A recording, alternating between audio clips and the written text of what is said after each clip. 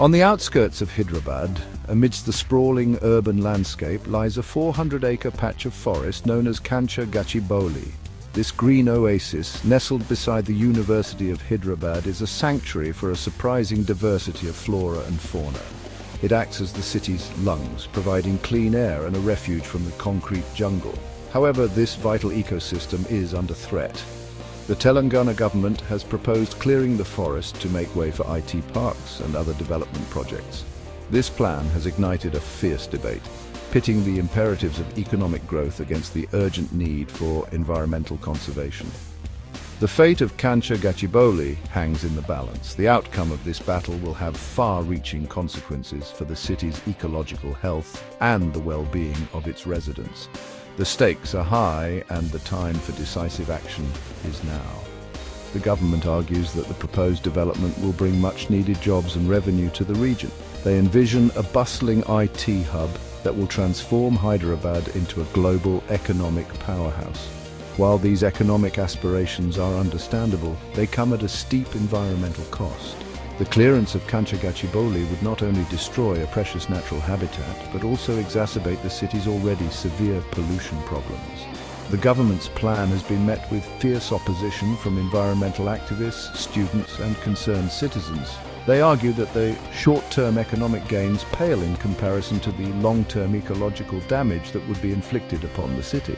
The battle for Kancha Gachibowli is not just about saving a forest, it's about safeguarding the health and future of Hyderabad itself. Kancha Gachibowli is much more than just a patch of trees. It is a thriving ecosystem home to a remarkable array of plant and animal life. Within its boundaries, one can find over 100 species of birds, including peacocks, kingfishers, and owls. The forest also harbors a variety of mammals, such as wild boars, mongooses, and even the occasional leopard. The presence of these animals is a testament to the forest's ecological integrity. The forest floor is a tapestry of life with a diverse array of shrubs, herbs, and wildflowers. These plants provide food and shelter for a multitude of insects, reptiles, and amphibians. The forest's water bodies, including a large lake and several smaller ponds, teem with fish, turtles, and other aquatic creatures. This intricate web of life is a testament to the power of nature to create a self-sustaining ecosystem. The loss of Kancha Gachibowli would be a devastating blow to Hyderabad's biodiversity. It would mean the extinction of countless species and the disruption of ecological processes that are essential for the health of the entire region. The forest acts as a carbon sink, absorbing harmful greenhouse gases from the atmosphere and mitigating the effects of climate change. Its destruction would release these stored carbon emissions, further exacerbating the climate crisis. The forest also plays a crucial role in recharging the city's groundwater aquifers. Its dense vegetation acts as a sponge, absorbing rainwater and allowing it to percolate slowly into the ground. This natural water filtration system ensures a steady supply of clean water for the city's growing population. The clearance of the forest would disrupt this delicate balance, leading to water scarcity and other environmental problems. The Telangana government's decision to clear Kancha Gachibowli is driven by a desire to attract investment and create jobs. They argue that the land is underutilized and that its development would bring significant economic benefits to the region. The government's plan involves auctioning off the land to private developers who would then construct IT parks, commercial complexes, and residential high-rises. The government projects that the proposed development would generate thousands of jobs and inject billions of rupees into the local economy. They argue that this economic boost is essential for the state's growth and prosperity. They also point out that the development would generate much-needed revenue, which could be used to fund essential public services such as healthcare, education, and infrastructure. However, the government's plan has been met with fierce criticism from environmentalists and concerned citizens. They argue that the economic benefits of the development are overstated and that they come at an unacceptable environmental cost. They point out that the clearance of the forest would destroy a vital ecosystem, exacerbate pollution, and contribute to climate change. Critics also argue that the government's focus on short-term economic gains is short-sighted and unsustainable. They contend that true development must balance economic growth with environmental protection. They advocate for alternative development models principles that prioritize sustainability and the conservation of natural resources. The government's decision to clear Kancha Gachibowli highlights the often contentious relationship between development and conservation. It raises fundamental questions about the true meaning of progress and the responsibilities of governments to protect the environment for future generations. The government's plan to clear Kancha Gachibowli has been met with fierce resistance from students, activists, and concerned citizens.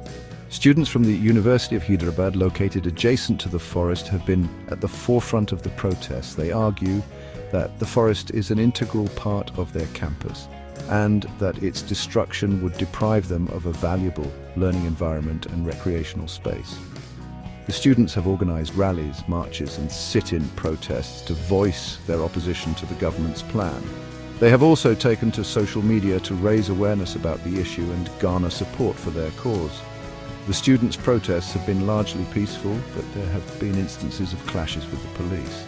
In addition to the student protests, several environmental organizations and concerned citizens have also raised their voices against the government's plan. They have filed petitions, organized awareness campaigns, and lobbied government officials to reconsider the decision. They argue that the clearance of the forest would have a devastating impact on the city's environment and the well-being of its residents. The protests against the deforestation of Kancha Gachibowli reflect a growing awareness among citizens about the importance of environmental protection. They highlight the power of collective action in holding governments accountable for their decisions and advocating for sustainable development policies. The protests have succeeded in bringing the issue to the forefront of public discourse and putting pressure on the government to reconsider its plan. The government has so far refused to back down, but the continued resistance from students and activists may force them to explore alternative solutions that balance development with conservation. So, as we delve deeper into this issue, it becomes clear that the stakes are higher than we initially thought. The land dispute isn't just about territory, it's about livelihoods, cultures, and the very essence of community. You see, when land is taken away or disputed, it's not just a piece of earth that's lost. People lose their homes, their way of life, and their connection to their ancestors. It's, well, a profound disruption that affects every aspect of their existence. And, it's not just the immediate community that's impacted. The ripple effects can be felt far and wide, influencing neighboring regions and even entire ecosystems. It's a complex web of consequences that we must carefully consider as we move forward. Ultimately, resolving these disputes isn't just about drawing lines on a map, it's about understanding the deep-rooted connections people have to their land and finding solutions that respect and preserve those bonds. In the midst of growing concerns, a proposal for an eco-park emerges. Could this be the solution we've been waiting for? The eco-park promises to restore some of the lost greenery and provide a sanctuary for local wildlife, but will it be enough to counteract the damage already done? Only time will tell. Now, we must ask ourselves, is this eco-park proposal a genuine effort to conserve the environment, or is it just greenwashing? Critics argue that the project might be more about optics than actual impact. Supporters, on the other hand, believe it could be a vital step towards sustainability. The truth likely lies somewhere in between, and it's up to us to scrutinize the details. The fate of Kancha Gachibowli hangs in the balance. With ongoing deforestation and urban expansion, the future of this once thriving green space remains uncertain. Will the proposed eco-park be enough to save it, or is it too little, too late? The community holds its breath, hoping for a positive outcome. Balancing development and environmental protection is no easy task. It's a delicate dance that requires careful planning and genuine commitment. As we move forward, we must find ways to harmonize progress with preservation, ensuring that our actions today do not compromise the well-being of future generations.